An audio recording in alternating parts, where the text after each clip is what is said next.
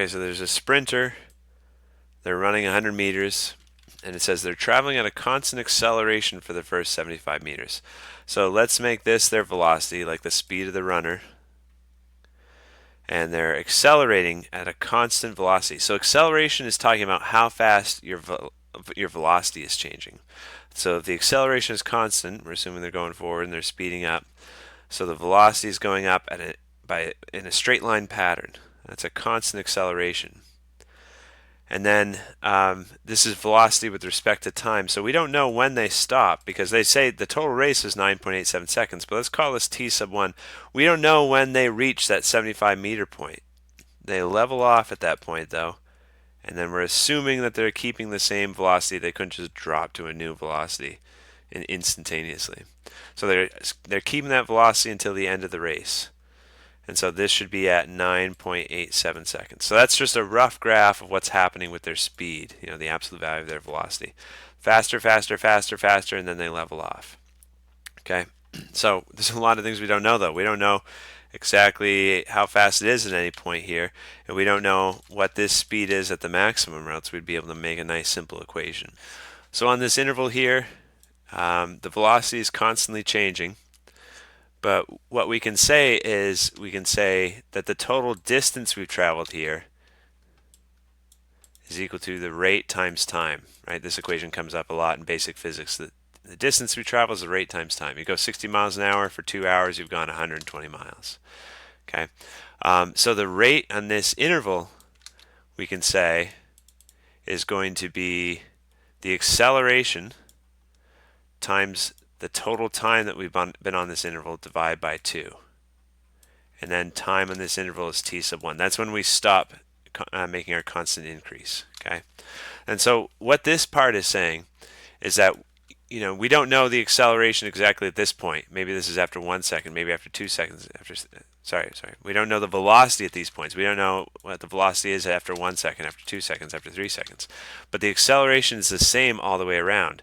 So this tells us the total speed we are at the end, right? The acceleration times t sub 1. And then if we divide it by 2, then we're calculating the average speed on this interval. Okay, so the speed right here at time t sub 1 over 2. Okay, so that will be the average rate times the total time on the interval. And then the distance equals here, this is t sub 1 times t sub 1, so we'll call that t sub 1 squared over 2. Okay, and then they tell us that they did this interval happened for a total distance of 75 meters, so we can plug in 75 in for the distance.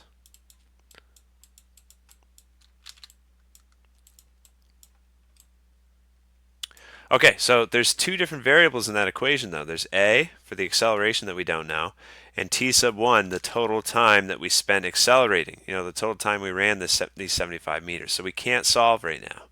Okay, so we got to use this other fact that they were running at that ending speed for 25 meters.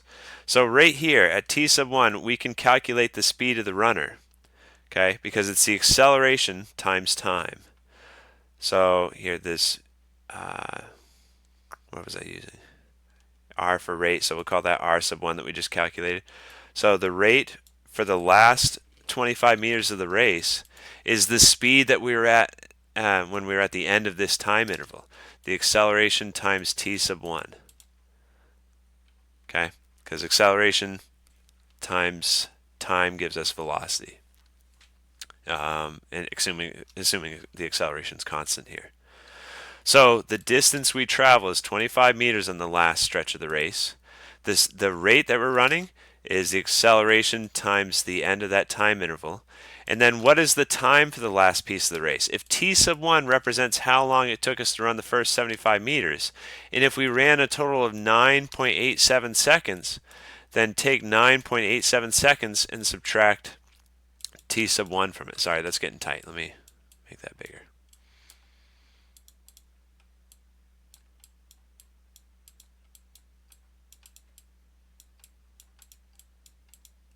There we go. Okay, so 9.87 is the total race. If we subtract out the time we spent running the 75 meters, then this represents the time we spent running the 25 meters. So again, two variables one equation we can't solve, but if we can combine these two, then we can solve. So the best way to combine them, I just tried to solve the equation one way and it came out yuckier. So let me show you an easier way. We call this a system of equations in algebra, right? So you want to get one variable by itself, and then you can plug that variable into the other equation.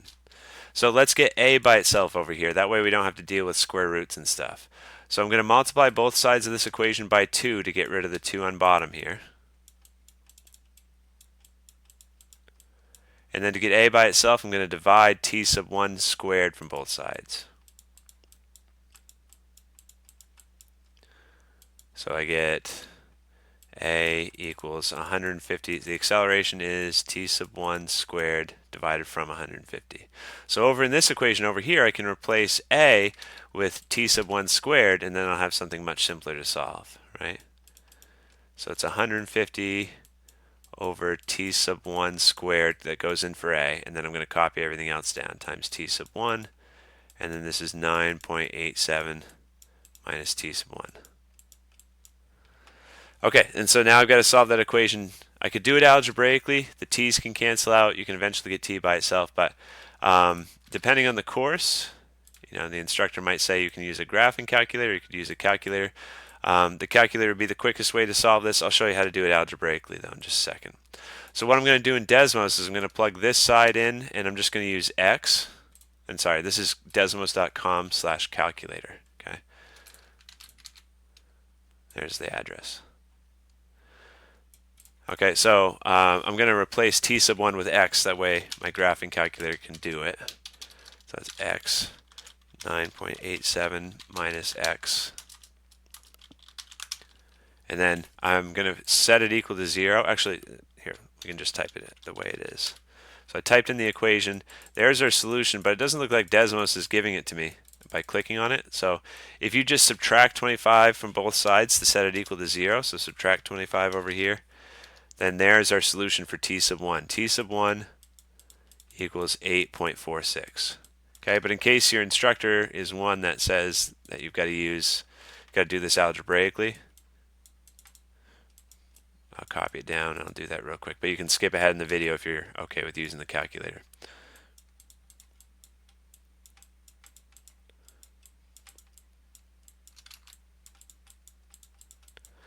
Okay, so we got t sub 1 squared in the denominator and t sub 1 here. So one of those can cross cancel.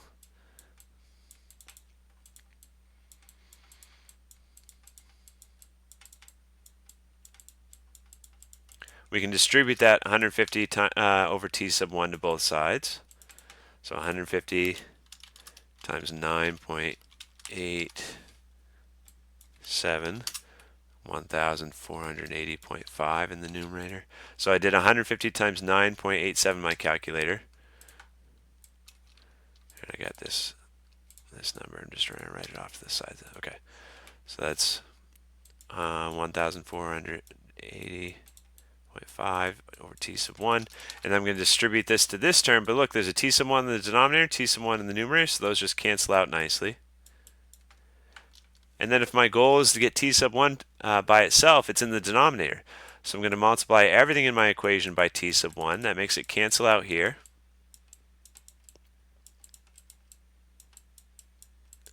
And now it's a lot simpler algebra. You'll add that 150 to both sides, so that's 175 t sub 1. And then divide both sides by 175. So there's our 8.46 that we got from Desmos. Okay, so that's how many seconds we spent running this first part of the interval. But the question is, what is acceleration? So now that we know how long we spent running, we can just plug in this in for t and solve for a. We had this nice little equation to do that over here. So we take 150, we divide by 8.46 squared, and that is our acceleration. So in my calculator, I'm going to do 8.46 times 8.46, and whatever that result is, I'm going to divide that from 150. So I got 2.095, or if I'm asked to round to the nearest hundredth, that rounds up to 2.10. That's meters per second squared.